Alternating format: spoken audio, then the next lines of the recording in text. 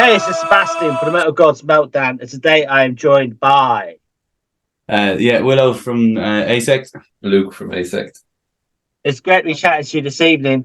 Can you first up, though, for people that don't know about your band, give us a little bit of insight into who you are and what your influences are? Yeah, a metal band from Ireland. Been around for a few years now. Influences vary kind of member to member, but like the core stuff would be Pantera, Lamb of God, Killswitch Engage, these kind of things that where there's a bit of crossover. We all kind of bring our own little individual things that we've pieced from influences over the year, but they would be kind of there's a few that kind of compare Meshuggah, Suicide Silence. We've gotten a few comparisons. I guess it just depends on who's listening and what kind of little aspect that they might draw from individual members' own taste and bringing that in. But I suppose Lamb of God, Pantera. Yeah, well, for me, I'd bring across. I'm a little bit more the traditional metal side of things. So, like Dio would be my all-time favorite. That'd be my kind of. So I bring the cheese, I suppose, is the way the lads would put it. Like, so Cease and Desist has been out a little while. How pleased are you so far with the feedback from media and fans? It's been received quite well. It's kind of the third isolated single, if you will. We're leading up towards an album, I guess, and there's a lot of people wondering where and if it's going to go that direction. But that's exactly what's going to happen. So we've one more hopefully to release then in July. But Cease has hit really well. There's a bit of issue with YouTube and the video that we recorded, and YouTube took it down. It's a bit controversial, but it's fine. We'll work through it and kind of go through. But the reception between Spotify and all the other platforms have been really good. Yeah, the uptake's excellent. And then we're working with Oren and Overdrive, and he's doing the PR for us. So he's spot on. He's doing a great job at the moment for us and helping us reach that next level. Absolutely. I don't think there's anything wrong with the video personally.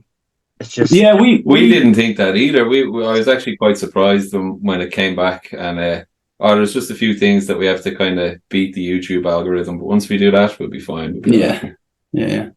It's a fucked up world, man, because there's absolutely nothing wrong with it in my eyes at all. I mean, it is a very telling video, and I mean, in fact, it equates to exactly what's going on in the world at the moment. So I'm guessing, or hopefully the album, or is it going to be EP, does come out, you're going to have shitloads of material, yeah? Stop. So we've it'll be a full-length album. We actually recorded the majority of it back in 2019, and then when the pandemic hit, it all kind of there was a massive just stop on everything, and then we've slowly but surely been reimagining some of the tracks and then redoing it, because when you sit on something for so long, it just you kind of get bored of what it was, you want to change it up again. And so some of the songs have kind of been spliced and moved into other bits, and so it's all very, very changed. So the album that was recorded in 2019 no longer exists. Essentially, it's now the new version of all the stuff, so we're redoing it. That's the problem when you sit on something for too long, I guess. It's kind of the catalyst for like we're focusing on a track at a time. Like what I said there, we've been sat on it for so long that it kind of made it a bit more creative for us, because we could like really concentrate on one element of music, focus on it, get a team for the song, the video, the artwork, everything from the start, from the ground up, kind of rebuild it, reshape it, or completely rewrite it in some cases. So it kind of just lit a spark under us after COVID. It's exactly what we needed to get going again, so brought us back to where we needed to be. There's like shed loads of fucking material from COVID, and now obviously with what's going on in the world, especially in your country at the minute, there's so much, isn't there? And there's so much anger and so much angst that people need a band like you, I think. Yeah. Well, thanks. Yeah. Well, I mean, it's the topic itself is, it's been spoken about like a million times over by a million other bands and stuff. But this is kind of our take on that specific, anthropomorphic destruction, kind of like species-led destruction, which is kind of not that it was a fun topic to broach, but like it was an easy one to broach given all of the material that's happening around the world at the moment. It wasn't too difficult to find the inspiration, I guess. And although it was like started writing in like 2019, it's right on topic. Like that's never going to go out of topic. I don't. Sadly, as that is to say, I don't think it will be. Absolutely not, man. So, have you got like record label interest? We're very much a DIY band at the minute. Right. To be honest, it's not that we're not looking into avenues like that, but we like to have control of our own thing, our own say. We're all quite creative individuals, so we like to bring our own elements in, be it artwork, videos, not just solely the music. So at the minute, we're very happy just kind of trucking along at our own pace, releasing what we want to, when we want to, how we want to, not being beholden to a record company, especially when you want to put out a video like Cease and Assist. You don't want someone telling you can't do that, because, at the end of the day, you have a vision of how you want these things to go. So yeah.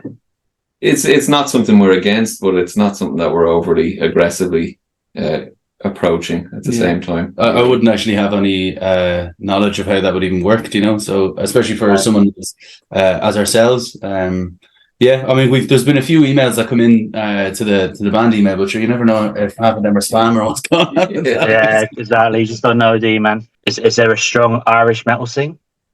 Yeah. At the moment, it's probably the strongest it's been in my tenure anyway. From growing up in the scene and stuff. Then there's great promoters down in Cork, in Limerick, in Galway. There's new guys coming around in Enniscorthy there now as well. Dublin then has so many as well. So there's before, like when we were kind of say 10 or 12 years ago, it would have been quite hard to be able to pinpoint certain areas that you could play. You'd kind of be reaching out to individuals who'd have the small local scene, but the promoters now are like 5 or 6 that have quite a big attraction, so when they put something on, it's really well attended. And they do, like, I think social media and stuff has helped them quite a lot as well with regards to promoting that stuff and getting their name out more. And the scene is quite small in Ireland, but also huge. Like, there's so many bands and there's so many different subgenres of all the different bands and stuff.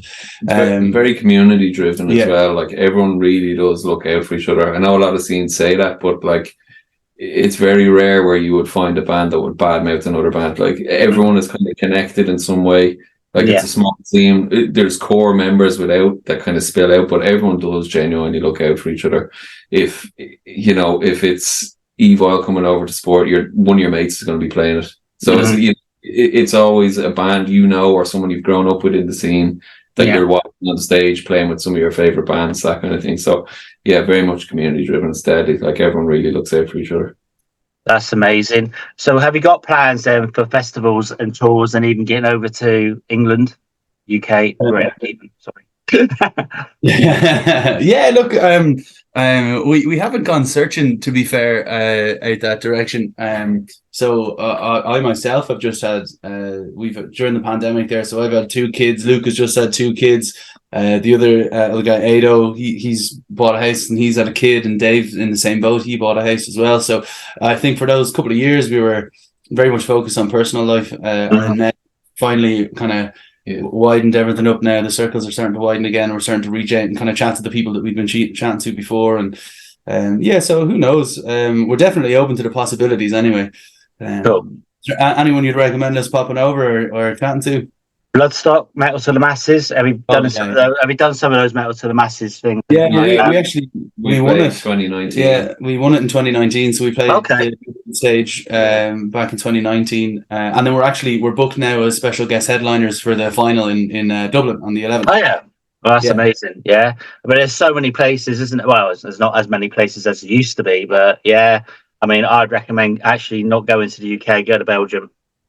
That's where my heart is, Belgium. The Belgian metal scene's amazing, absolutely. Oh, really? I go there a hell of a lot. Belgium, Germany, obviously next door, but so Belgian metal has just everything's fantastic there. The food, women are all right as well. So Is there a song written by another band that you guys wish you had written? Oh, that's a good question. Well, anything by Tool, because I just wish I could play to that level, to be honest with you. Lateralis is my favorite song ever, so I know it's a bit different from our band specifically, but if I could play to that level of musicianship, I'd be fairly fucking happy, to be honest. For me, I don't know, some of the recent stuff that's come out, so As I Lay Dying, their one, Damnation, I Am Damnation, that song, that to me was just, that hit like a sledgehammer when I first heard that. I loved it. Still do, man. And then Oh God, yeah. I mean, you're going back kind of 80s for me, but it wouldn't really. If you could do maybe a more modern production of some of the older stuff, yeah, I definitely be up for a lot of that. I know the lads would probably give us totally different answers because they're guitarists. So Ada would say Kill Switch Engage. Yeah. Dave would probably say Fit for an Autopsy at the minute, maybe. Yeah. Oh, actually, that track, Far From Heaven. Yeah. When that came out as well, holy moly, that changed everything. Like, that's such a good track. I'll change mine to something by Pantera. It's more in line with the genre. Yeah. So are you a fan then of the reformed Pantera?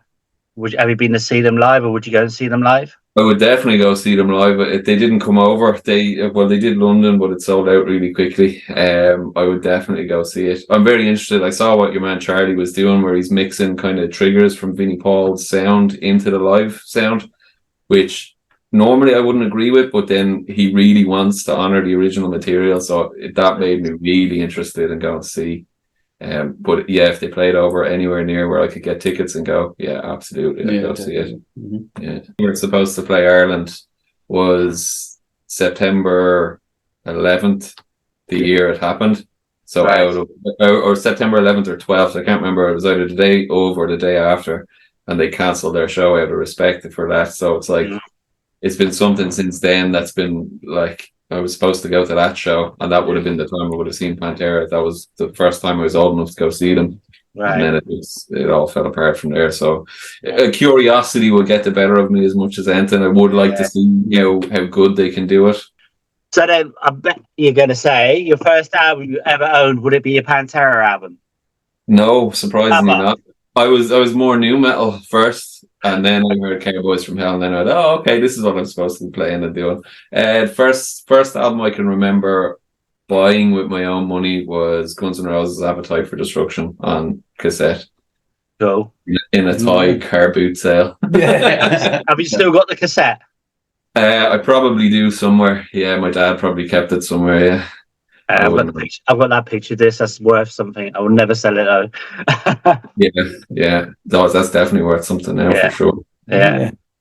I think my first one was Korn Issues. Funny enough, considering I wouldn't have been a big fan of that or a massive fan of theirs at the time, but I think might have been on special, and I just picked it up to listen to it. It's what I could afford at the time, I guess. But yeah, no, I actually quite liked the album. I became a fan of theirs after that, I suppose. I remember it was I saw the Slipknot first album on the shelf when I don't know what age I was when that came out, young enough. So I was into Guns N' Roses, all that kind of stuff. I saw the Slipknot album and I was just like, what the fuck is that? That looks cool. Bought that. That was kind of my introduction into heavy music. Yeah. And it was like Korn, all those kind of bands were big at the time. And then a friend of mine was in boarding school and he came back one weekend with a CD his mate had loaned him and he goes, you have to hear this. And it was Cowboys from Hell, Pantera. And as soon as I heard that, I was like, okay, shit, that's when I got an 8-piece drum kit with 2 bass drums and going into all that kind of stuff. Yeah. So, yeah. That's amazing. Excuse my cat again. Sorry. Right. Alfred's always asking me why I've got cat scratches on my back. That's my story. All right. So then, if there was a heavy metal song about yourself, what would it be called? Like a made-up song? There's a heavy metal song about ourselves. Jesus. Inappropriate. Too far gone? That's a good question. That is a good question. Not for human consumption. Yeah. A grand bunch of lads. Yeah. Funny. All right, so if you could go on the dream tour package with 3 bands dead or alive, who would they be? For us as a band to support, or just to support like a dream package, like Lamb of God with Chris Adler on drums, so he has to come back. Something has to happen to Art. They do the older material. Actually, that Lamb of God mastered on the tour, that Ashes of the Wake Leviathan tour. That would be fucking epic to be on for me because they're 2 like very influential albums. Lamb of God, Mastodon, and Gojira, and us. I think would be I love Gojira. That'd be a fantastic band. Yeah, you honest.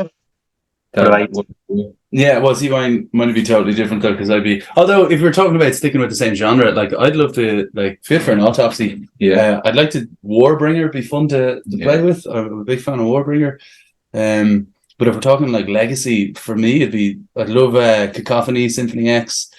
That'd be more my style. And then let's just slot in there. Just to ruin it a little bit, you know. It's amazing. So you mentioned Ibala earlier. So have you guys ever played with them on stage? Willow has separately in his other band, Psychosis. Yeah, right. I'm in a thrash metal band as well, and they came over and they were playing. They did Limerick, Dublin, and then up north, and we supported them in the Limerick one and in the Dublin one. All right, okay, man. They're amazing, and Old's back with them now, isn't he? I've not actually seen them for years either. I need to go and see them. But I've been with them a few times back in the day. Old's back with them. Yeah. Good guys. Their latest album is really, really good. Yeah. Really good. Like again, it's a slightly it's that mid-tempo thrash, but it's some of the songs. But it's and he's figured out his voice. I guess is how I put it. He'd even say it himself. You know, when I was chatting to him, so it's just like, I just felt. That's him coming of own, if you will. But he's great. I followed him for quite a while, like his own album, then Hand Valen and stuff. Was it the what do they call it? Old Rake, wasn't it? Yeah. Old Rake. So he did. I think it was a self-funded album. So he just did a bunch of his own tunes. It's very good. Check it out if you get the chance. It's kind of guitar virtuoso stuff. It's cool. So have you played much in Northern Ireland? Then I got to mention Northern Ireland again. Ballymena, the rock bar at Ballymena, Diamond Rock Bar. Who played there? No, the only places we've played in Belfast, we've played Belfast and Lurgan. In Belfast, it was the Limelight. Lurgan, I can't remember the name of the pub, to be honest with you. It was through friends of ours who were supporting a Spanish band, and they had organised it all. We stayed in Belfast and got bussed out to the venue and bussed back to the venue. And because I wasn't driving, I don't remember much. So I must actually reach out because Loveday is doing an incredible job up there at the moment. Like some of the bands, and to be fair, he's got such a wealth of bands up there as well. Do you know, bands like Crawling who are unbelievable. Stranglewire. There's so many really good bands. Like Acid Age just got announced as well. There's so many kick-ass bands up there that they don't really need to reach into the pool of from the States. We're almost it'd be difficult, I think, for us to get a slot up there. We must reach out to him though. I'd love to. There's a few that we kind of grew up with in the scene where we were back and forth between Belfast and Dublin. We bring them down, they'd come up. Similar to us, they seem to be kind of resurging at the minute, be it the ones coming back or new roles and stuff. So we are chatting to guys about getting up there. For slots, because we love playing up there. The Limelight is a savage venue. It is, isn't it? Yeah, it really is. I used to be a big fan of a band called Backen, but I think they've said that. But that was really cool, like traditional metal. But yeah. All right, man. So next thing, then, can you give us 4 words to describe your sound? Heavy, riffs, unrelenting, ferocious. I don't know. I just thought aggressive, aggressive is probably better. Riffs. We're all about the riffs. We love a good breakdown for sure. And then, but a lot of our backgrounds, as you heard, it's a lot of our backgrounds is thrash, so we love that kind of heavy style as well. So we love the mix of as much as we could, and then I brought the clean vocals or the cheese, if you will. Into it there. So it all depends on whether you like that kind of thing in your metal or not, but heavy riffs, aggressive, and I don't know, there's 3 anyway.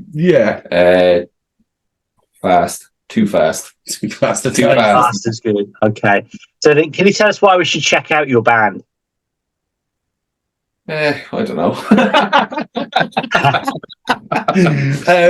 Look, I mean, we definitely we're not reinventing the wheel by any means, but a lot of the stuff that's in there, we're proud of what we're putting out, and again, the music that we're throwing out there is, as we say, it's aggressive. It can be thought provoking at times.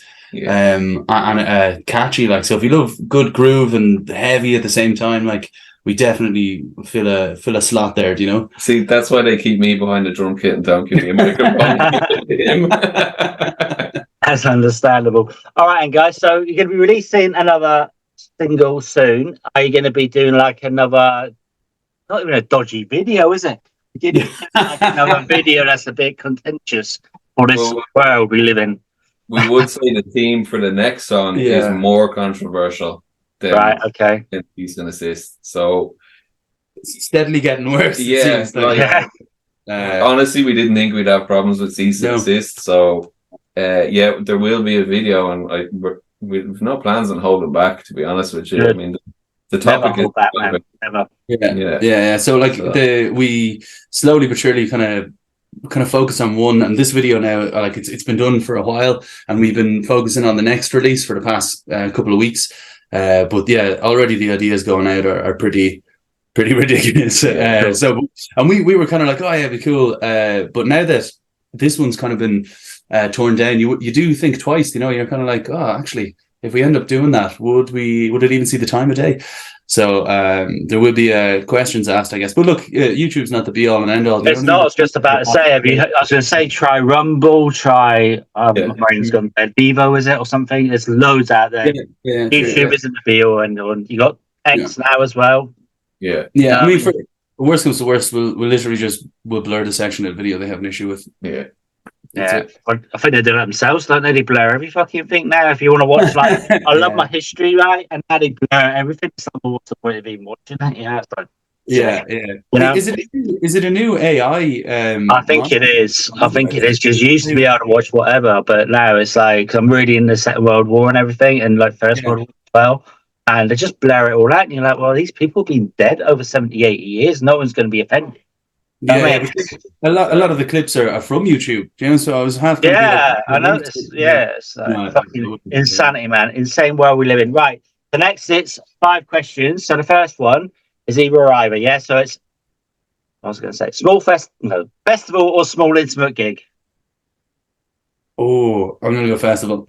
I'm going to go small intimate gig for me personally. Yeah. Guinness or Irish stew? Guinness. Stew. I don't drink Guinness. Sacrilegious, I know. Really? All right. Vinyl or digital? Vinyl or digital for me, because it made us able to produce records beyond what we ever would have been able to without serious record label help. But listening wise, probably vinyl. Yeah, there's definitely a sound quality difference between the two, for sure. Like, there's no but I'll go digital as well. Real. Are you guys saints or sinners? Sinners.